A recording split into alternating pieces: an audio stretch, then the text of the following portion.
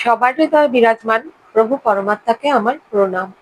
আমরা দেখতে পাচ্ছি তুলসীদাসজি বলছেন সাধকের মন হলো মাছ আর নাম হলো অমৃতের সরোবর।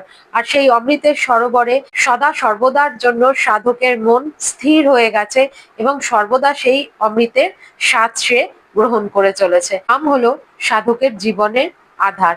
আজকের স্তুতিতে তিনি আবার সগুণ আর নির্গুণের কথা বলবেন এবং বলবেন নাম তাদের থেকে বড়।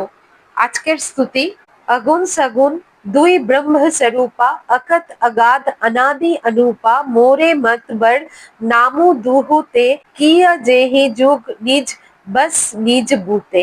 अगुण सगुण दुई ब्रह्म स्वरूपा মানে অগুণ মানে নিরাকার, সগুণ মানে সাকার রূপ, দুটোই ব্রহ্ম স্বরূপ বলছেন তিনি।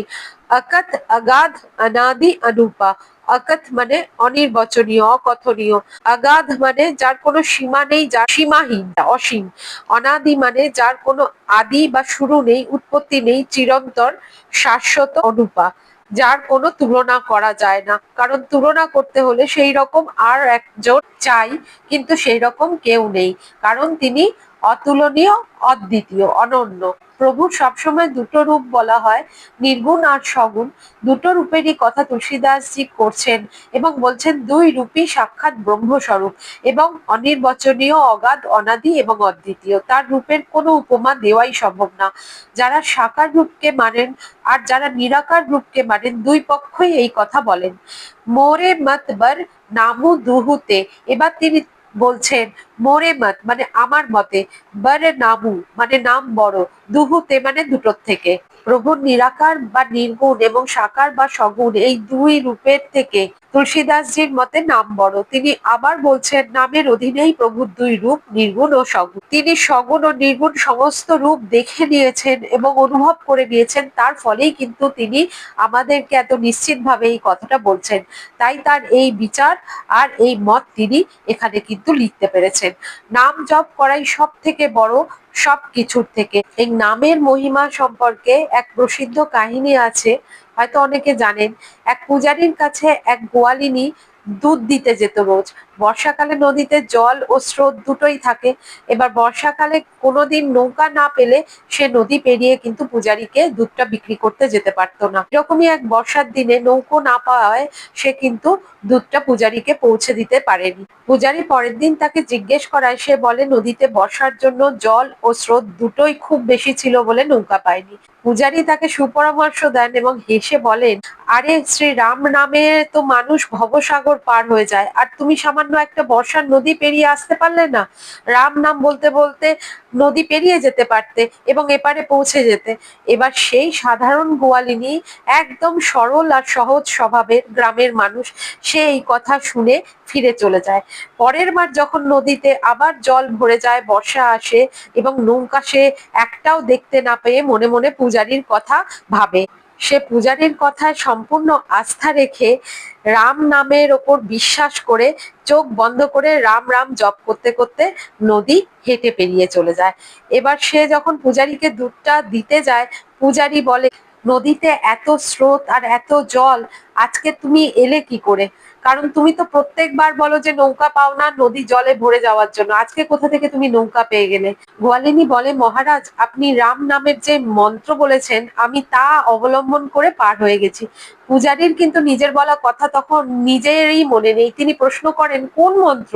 কারণ তিনি তো সেই কথা শুধুমাত্র বলার জন্য বলেছিলেন, তার তো সেই বিশ্বাস পরম চেতনার মধ্যে মিশে নেই। তিনি তো মন্দিরে শুধু পূজা করেন, তার সেটাই চাকরি, এবং ভক্তি তো তিনি করছেন না সেখানে, ইন্দ্রিয় দ্বারা তিনি সেখানে চাকরি করছেন, সবাই যেমন করে। গোয়ালিনী বলে যে আপনি বলেছিলেন না রাম নাম নিতে নিতে মানুষ ভবসাগর পার হয়ে যায়, আমি এই নদী রাম নাম নিতে নিতে পার হয়ে গেছি। রাম নাম নিতে নিতে নদী পার হয়ে যাওয়ার কথা শুনে পূজারী বলে, আমাকে পাগল পেয়েছো? তার সন্দেহ ভেতরে এত গভীর, সে বিশ্বাসই করে না যে রাম নাম কিছু করতে পারে। তার কাছে পূজা করা, ভগবানকে ডাকা একটা শুধুমাত্র ফর্মালিটি বা যান্ত্রিক ক্রিয়া, এর বেশি সে কিন্তু কিছুতেই বিশ্বাস করে না। তার চেতনায় কিন্তু রাম বসে নেই। তাই তিনি বললেন, আচ্ছা তাহলে আমাকে চলে দেখাও নদীর ওপরে। সেই গোয়ালিনী রাম রাম জপতে জপতে নদী পার হয়ে যায়। পূজারীর মাথা ঘুরে যায় আর তিনি ভাবেন আমার রাম নাম জপ করতে করতে সারা জীবন চলে গেল, মাটিতেই ভালো করে এখনো আমি পা রাখতে পারি না কত সময়। আর এই মেয়েটা জলের ওপর এমন ভাবে চলেছে যেন মনে হচ্ছে মাটির ওপর হাঁটছে। এবার পূজারী রাম রাম জপ করতে করতে ভয়ে ভয়ে সংশয়ে জলে পা দিতেই সে কিন্তু জলে পড়ে যায়। কেন? কারণ এই রাম নাম বাইরের তলে তার চলেছে, অন্তরের গভীরে পরম বিশ্বাসের সাথে তো চলছে না।